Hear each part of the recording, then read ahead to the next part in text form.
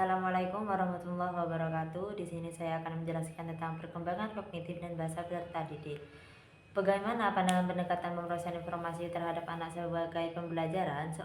Menurut pendekatan pemrosesan informasi, seorang anak berusia 15 tahun dapat menghitung. Otak anak berusia 15 tahun memiliki lebih banyak waktu untuk berkembang, dan anak berusia 15 tahun memiliki lebih banyak pengalaman bekerja dengan angka. Apa itu perhatian? Perhatian adalah pemusatan sumber daya mental. Perhatian meningkatkan proses kognitif untuk banyak tugas, mulai dari pemulaan memukul bola bisbol. Pendekatan pemrosesan materi. Tuntutan perhatian apa saja yang diberikan multitasking pada anak-anak beremaja. Perhatian terbagi berkonsentrasi pada aksi pada satu waktu daripada perhatian berkelanjutan mempertahankan perhatian selama periode waktu tertentu. Perubahan perkembangan. Beberapa perubahan penting dalam perhatian terjadi selama masa kanak-kanak. Sebagian besar penelitian tentang perhatian difokuskan pada perhatian selektif. Satu penelitian terhadap anak-anak berusia 5 hingga 7 tahun menemukan bahwa anak-anak yang lebih tua dan anaknya lebih beruntung secara sosial dan sampel menolak gangguan dari tuntutan yang bersaing dan memfokuskan perhatian mereka lebih baik. Kemampuan anak bersekolah untuk mengendalikan dan mempertahankan perhatian mereka terkait dengan kesiapan sekolah. Misalnya, sebuah penelitian terhadap lebih dari 1.000 anak mengungkapkan bahwa kemampuan mereka untuk mempertahankan perhatian pada usia 54 bulan atau 4,5 tahun dikaitkan keterampilan bahasa. Berikut ini adalah beberapa strategi efektif yang dapat diterapkan untuk meningkatkan perhatian anak.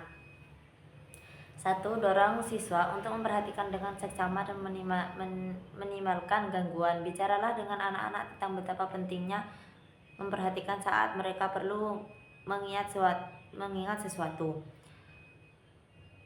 2. Tanda centang atau tanda seru untuk memberi isyarat bahwa sesuatu itu penting. Ini bisa dilakukan dengan meninggalkan suara, mengulang sesuatu dengan penekanan, dan menulis konsep di papan tulis atau di transparasi. Pada bagian terakhir, kami mempertimbangkan berbagai aspek memori. Kemampuan kita untuk mengingat informasi baru tentang suatu objek sangat bergantung pada apa yang sudah kita ketahui tentangnya.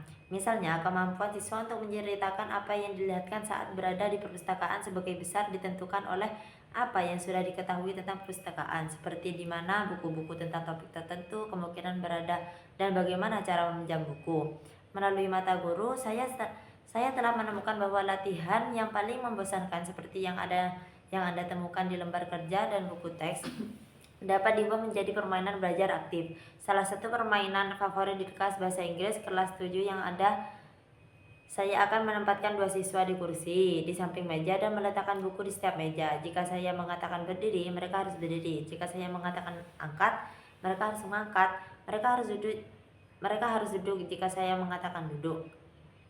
Pendekatan pemrosesan informasi. Apa saja strategi licik yang bagus?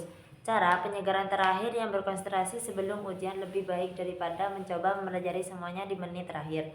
Mengajukan pertanyaan kepada diri sendiri. Ketika anak-anak mengajukan pertanyaan kepada diri sendiri tentang apa yang telah mereka dapatkan, informasi yang perlu mereka ingat. Gagasan utama yang ingin disampaikan bicara dalam jangka waktu tersebut. Kemudian mintalah anak untuk mendengarkan selama beberapa menit lagi dan menuliskan gagasan lain. Membuat catatan yang baik dari ceramah atau teks bermanfaat bagi pembelajaran ketika anak-anak dibiarkan membuat catatan tanpa diberi strategi apapun. Cara yang menyulitkan siswa untuk mengorganisasikan pengetahuan dengan cara yang bermakna. Hal ini terutama terjadi ketika hanya ada liputan fakta yang dangkal sebelum beralih ke topik berikutnya. Bagaimana informasi disusun dalam pikiran seorang ahli dan seorang pemula.